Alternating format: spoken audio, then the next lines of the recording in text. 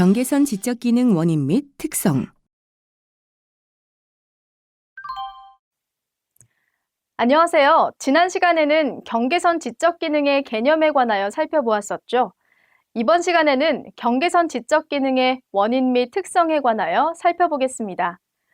경계선 지적 기능의 원인과 특성을 이해하는 것은 중요한데요. 경계선 지적 기능의 원인에 대해서는 유전적인 영향을 주요한 요소로 꼽고 있습니다. 유전이 인지적 결함과 관련이 있음이 밝혀졌습니다. 그럼에도 경계선 지적 기능 아동을 판별할 때 양육자는 내가 어떠한 잘못을 해서 혹은 어떤 이유로 경계선 지적 기능이 되었을까요? 라고 원인을 파악하고 싶어 합니다.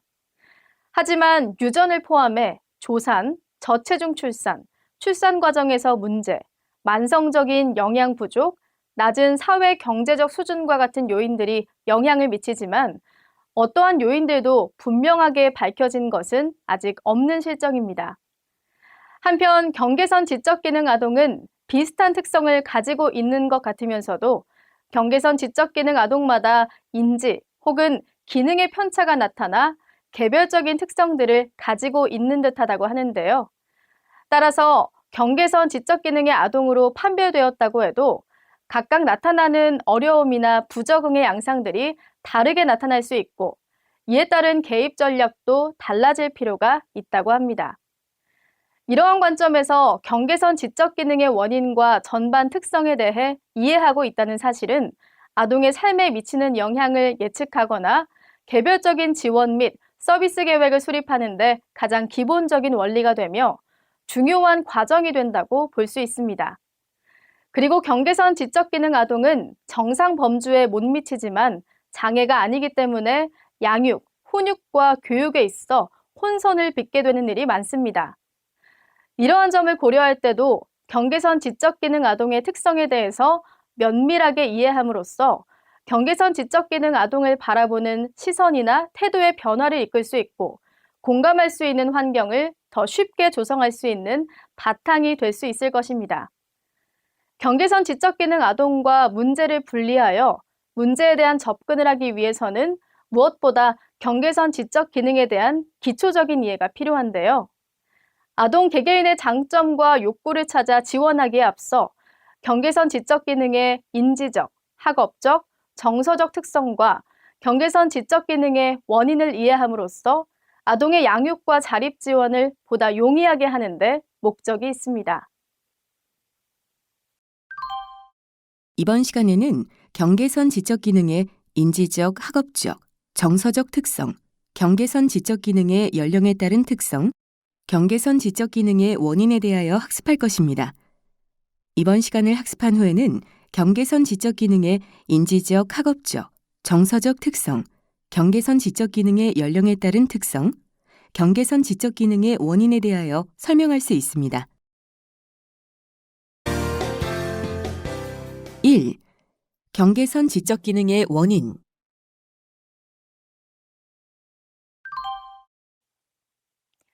인도의 교육학부 부교수인 레디의 연구에서는 대부분의 경계선 지적 기능 아동은 출생, 신체적 외모, 신체적 건강 등 보통의 아이들과 크게 다르지 않음을 밝혀 원인에 따른 요인이 아직 명확하지 않다고 발표하였는데요.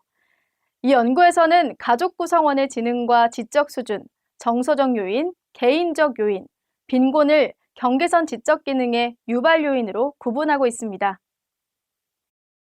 가족 구성원의 지능과 지적 수준이 높은 경우 인지 발달을 위한 여러 기회와 훈련을 제공할 수 있고 학습 촉진을 위한 교육적인 놀잇감 제공, 책을 읽어주거나 학습을 직접 지도하는 것이 가능합니다. 반면 가족 구성원의 지적 수준이 낮을 경우 아동의 인지적인 발달에 대해 관심이 부족하고 관심이 있어도 이끌어줄 수 있는 방법 또는 제공하는 환경에 어려움이 따릅니다. 하지만 다른 관련 기관이나 타인의 도움을 받아서 아동의 인지 발달에 도움을 주는 방법으로 아동의 열악한 가족 환경을 개선해 갈 수 있습니다.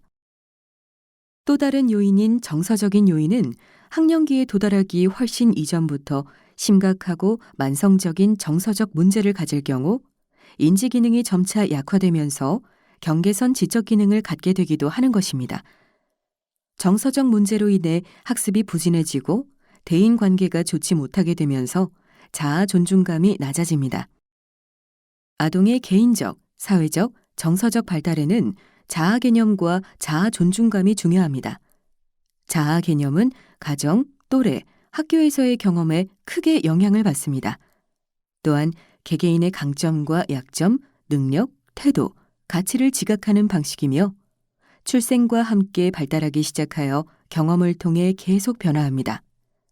긍정적인 자아 개념의 부족으로 인해 아동의 사회성 발달이 크게 손상되면 부적응을 유발하여 경계선 지적 기능 아동이 되게 합니다. 경계선 지적 기능의 원인 중에는 개인적 요인도 있는데요. 신체적 결함, 병적인 신체 조건들이나 시각, 청각, 언어 장애로 인해 경계선 지적 기능을 갖게 되기도 합니다. 또 다른 개인적 요인에는 만성질환이나 장기 결석, 그로 인한 자신감 부족이 있는데요. 이것들이 아동에게 복합적으로 작용해서 아동의 인지 발달에 불리한 영향을 미치기도 합니다. 신체적인 이유로 발생되는 인지 발달 문제는 초기 단계의 진단과 교정 방법을 제공하면 쉽게 극복할 수 있으며 시각, 청각, 후두, 언어기관들과 중앙신경체계를 주의 깊게 검사해 봐야 하고 상담가, 소아과 의사, 안과 의사, 이비인후과 의사, 신경과 의사와 언어치료사들의 서비스를 효율적으로 활용할 수 있어야 합니다. 빙고는 아동의 신체적 건강뿐만 아니라 정신적 건강에도 악영향을 끼쳐 지적인 둔함을 초래합니다. 빙고는 아동의 초기 성장기에 교육적 자극을 주기 위한 여러 가지 방법들을 방해할 수 있으며 빈곤 자체가 경계선 지적 기능을 유발하는 절대적 원인은 아니지만 인지 발달의 방해를 촉진할 수 있는 조건들과 가능성들을 양산할 수 있습니다. 미국의 교육학자 아브라함 윌러드는 다음과 같은 조건들 중에 하나 또는 그 이상이 인지 발달과 학습을 방해하는 원인이 된다고 하였습니다. 사회경제적 제약, 문화 및 언어 실조, 시각, 청각, 미숙한 발달, 영양 실조, 기타 건강 조건 등의 신체적 원인, 긴장, 불안, 의견 충돌, 잦은 이사, 아동에 대한 수용의 결함으로 인한 가정 문제, 불규칙한 출석, 비효율적인 지도, 학교에 대한 거부감, 서투른 학업 습관, 거듭되는 학업 실패, 부적절한 교육 과정 등과 같은 학교와 관련된 원인이 있습니다. 또한 가정 및 지역사회의 빈약한 자원, 상호 관련성이 있는 능력, 학력, 열망 같은 요인들의 불균형, 신체적 및 정서적 문제들에서 야기되는 사고, 악영향, 질병, 상기 요인들 또는 다른 요인들에 의한 정서적 불안, 위에 열거한 어떤 원인에도 해당되지 않는 동기 부족이 있습니다. 아동의 인지 발달의 부진과 그로 인한 학습 지진이 특수한 배경이나 환경으로부터 반드시 기인되는 것이 아니라 선천적 기질과 환경적 조건들이 복합적으로 영향을 미친 결과에 의한다는 것을 인식할 필요가 있습니다. 2. 경계선 지적 기능의 특성. 최근까지 경계선 지적 기능 아동에 대해 특수교육이나 별도의 개입이 필요하지 않다고 생각하였는데요. 그 이유는 경계선 지적 기능 아동은 일정한 수준까지 사물을 이해할 수 있고 기능적인 면에서는 심각한 문제를 보이지 않기 때문입니다. 또한 다른 아동과 마찬가지로 신체적인 민첩성도 있고 익숙하지 않은 환경에서 어느 정도 적응하는 편이며 일반적인 감각을 표현하고 적절한 기억력을 보이기도 하기 때문입니다.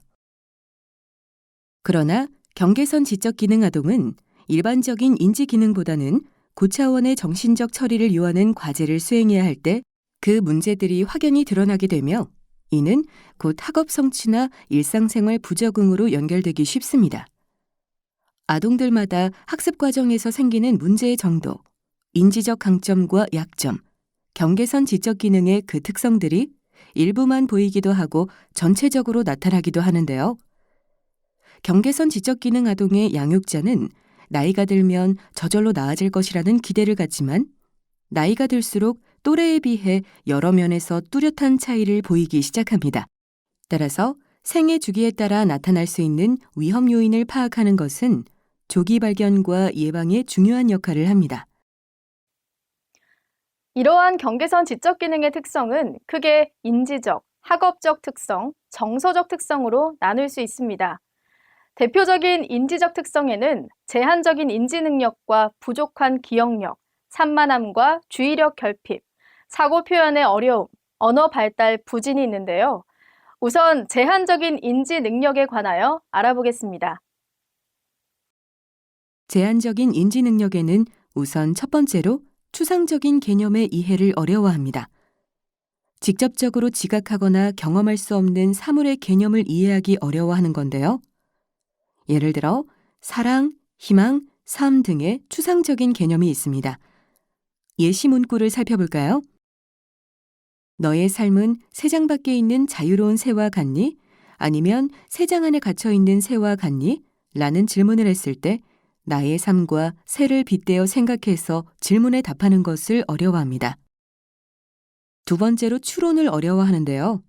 이것은 사물의 특징을 관찰한 후 이전의 경험을 바탕으로 사물 간의 관계를 알아채는 데 느리고 학습에서 얻은 개념과 일반적인 생각들을 연관짓는 과정이 매우 취약합니다. 세 번째로는 과제의 요구에 적합한 인지 과정을 의도적으로 계획하고 실행하기 어려워하는데요. 과제가 요구하는 내용에 따라 계획하고 이전에 알고 있던 지식을 기억해서 필요한 자료를 정하고 찾고 정리해서 표현하는 기술이 부족합니다. 예를 들어 학교에서 조사해오기 숙제를 내줬을 때 어떤 자료를 이용해서 과제의 내용과 어떻게 연관짓고 적절한 분량으로 표현할 것인가를 정하지 못해 주변의 성인이 시키는 대로 하기 쉽습니다. 네 번째로는 일반화에 어려움이 있는데요. 책략이나 규칙을 배울 수는 있지만 배운 규칙을 언제, 어디서, 어떻게 적용할지를 배우는 것을 매우 어려워합니다. 다섯 번째로 지식의 논리적 조직화가 어렵습니다.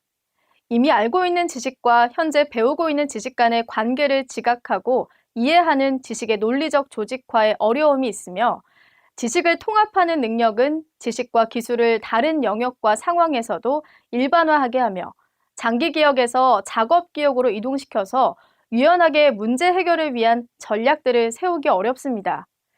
그리고 기존의 지식을 가지고 낯선 정보를 이해하고 새롭게 조절하는 능력이 부족합니다. 여섯 번째로 상위 인지 책략의 효과적 사용이 어렵습니다. 부여된 과제에 대한 파악이 어렵고 필요한 스스로의 학습 능력에 대해서도 알지 못하며 학습과 기억에 할애하는 시간 배분이 어렵습니다.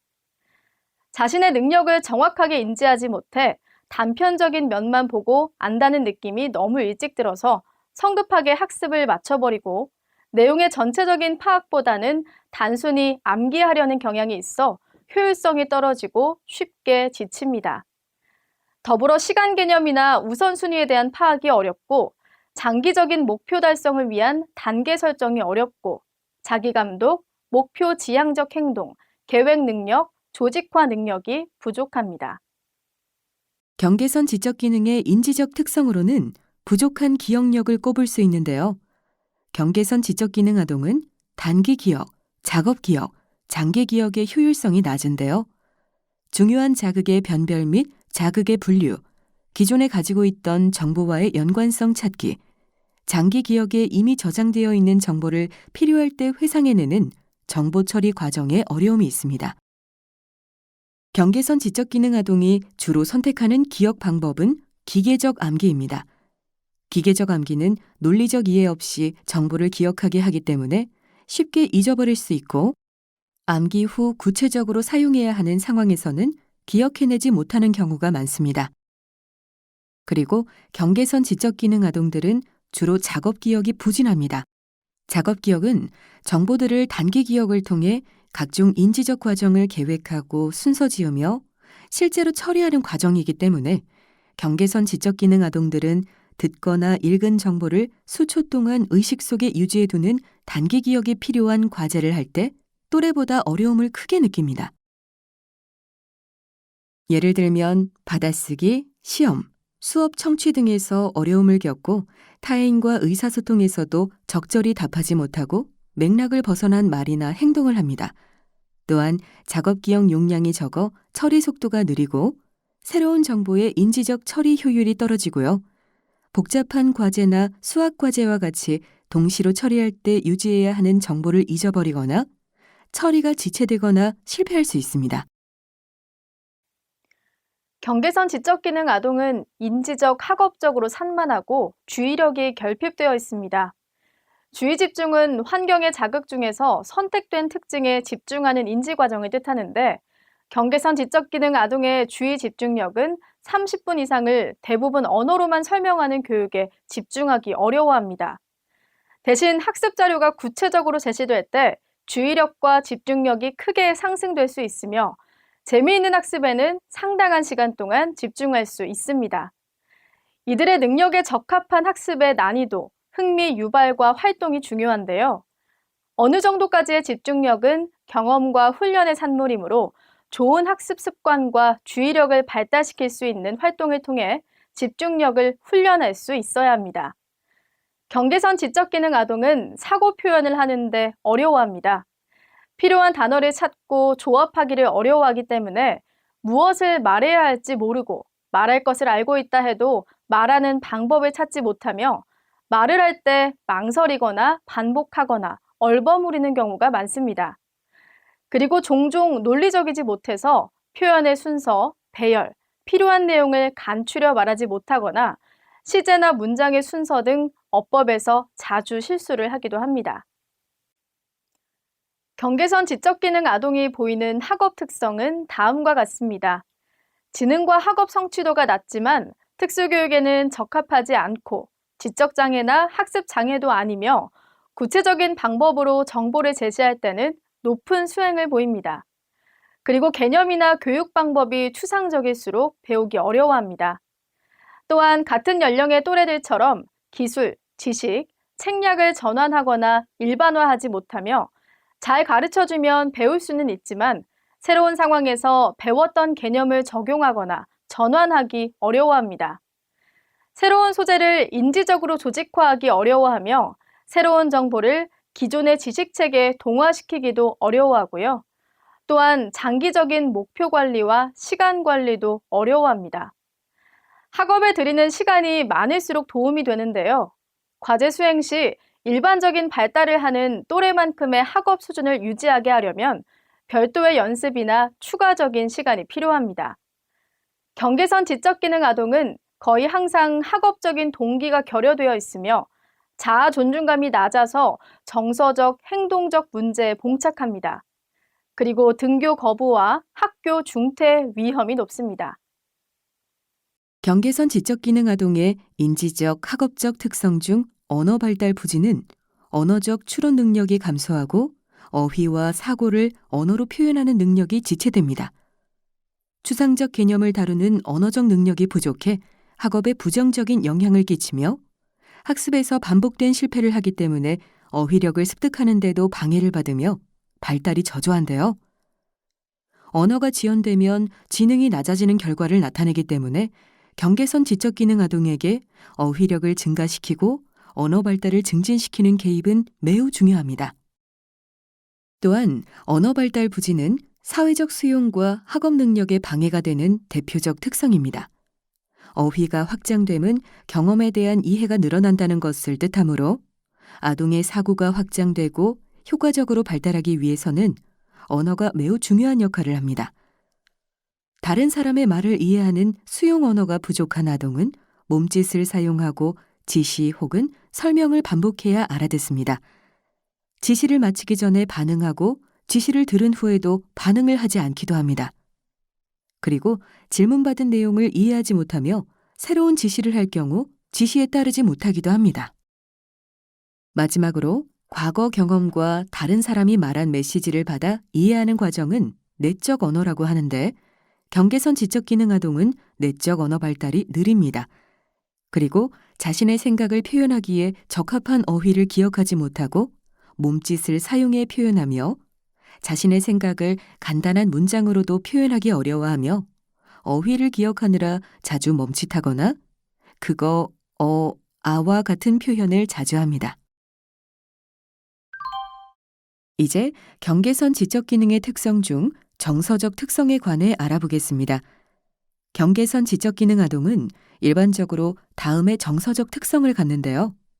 내향적, 미성숙, 부정적인 자기상, 우울, 불안, 친구가 적거나 없음, 어린아이들과 어울림, 환상이나 공상, 부정적인 대상으로 자기 표현, 지나치게 과장된 자기 표현 등이 있으며 초기 발달 과정에서 너무 순하거나 까다로운 기질적 특성을 갖습니다. 이러한 기질의 특성에 따라 아동의 행동 문제 양상 예측이 가능합니다. 순한 기질적 경계선 지적 기능 아동은 발달 초기에는 무감동, 무감각, 무관심하며 주변의 다양한 자극으로부터 방치되어 있어 양육하기에 좋은 아이라고 긍정적으로 인식할 수 있습니다. 좌절과 실패 경험으로 무능력감, 불안정한 자아 존중감, 위축된 심리 상태, 동기나 의욕 상실, 우울한 감정 상태가 있습니다. 다음으로 까다로운 기질의 경계선 지적 기능 아동은 성급하고 화를 잘 내며 충동적인 과잉 활동을 하기 때문에 고집스럽고 타협이 잘 안 되는 아이라고 부정적으로 인식할 수 있습니다. 학습 문제, 집중력 부족, 감정 조절 및 행동 문제에 어려움이 있고 즉흥적이고 충동적인 감정 표출과 외부 스트레스에 민감하며 공격성과 분노가 극도로 표출되는 반사회적 행동이 나타나기도 합니다. 학교에 입학 후 경계선 지적 기능 아동의 정서적 발달과 사회적 발달은 부모와 나머지 가족, 또래, 학교 경험에 의해 영향을 받습니다. 학교에서의 아주 작은 실패로 인해 아동이 스스로를 쓸모없다고 여길 수 있습니다. 가족과 환경으로부터 느끼는 지속적인 좌절감이나 가족들 간의 관계에서의 긴장감이 아동의 효율적인 학습을 방해할 수 있는데요. 교사나 또래의 태도에 의해 생기는 두려움과 불안 역시 아동을 정서적으로 힘들게 합니다. 이러한 것들이 점차 학습과 학교에서의 대인관계에 부정적인 영향을 미치게 되고 결국에는 학교 부적응과 관련됩니다. 인지 발달과 달리 신체적인 발달과 환경은 제 나이에 맞춰가기 때문에 경험하는 정서는 크게 다르지 않은데요. 아동 자신이 가진 정서를 다양하고 섬세하게 표현하지는 못하지만 보통의 아동처럼 정서에 대한 기본적인 욕구는 가지고 있습니다. 사랑받기, 인정받기, 안전에 대한 욕구, 주도성과 책임감에 대한 욕구, 새로운 경험과 활동에 대한 욕구, 이러한 정서적 욕구를 충족시키는 것이 경계선 지적 기능 아동의 정서 발달에 영향을 미칠 수 있습니다. 학습한 내용을 얼마나 잘 이해했는지 퀴즈를 풀어보며 확인해 볼까요? 스타트 버튼을 클릭하여 문제를 풀어보세요.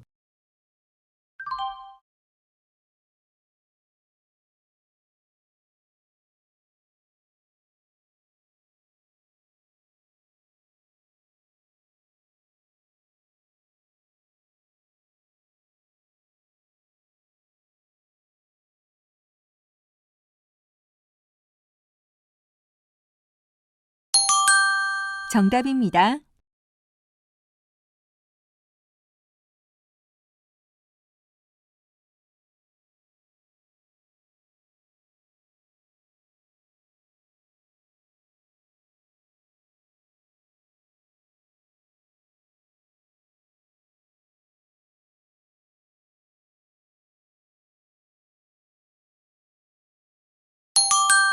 정답입니다.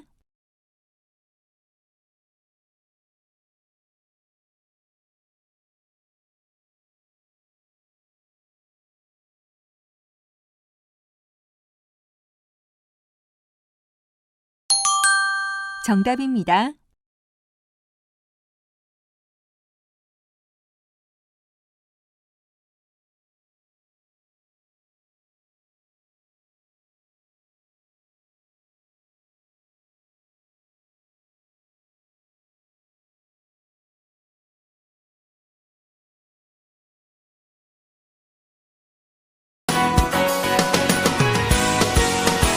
지금까지 배운 내용을 떠올리며 오늘 학습한 내용을 정리해 보세요.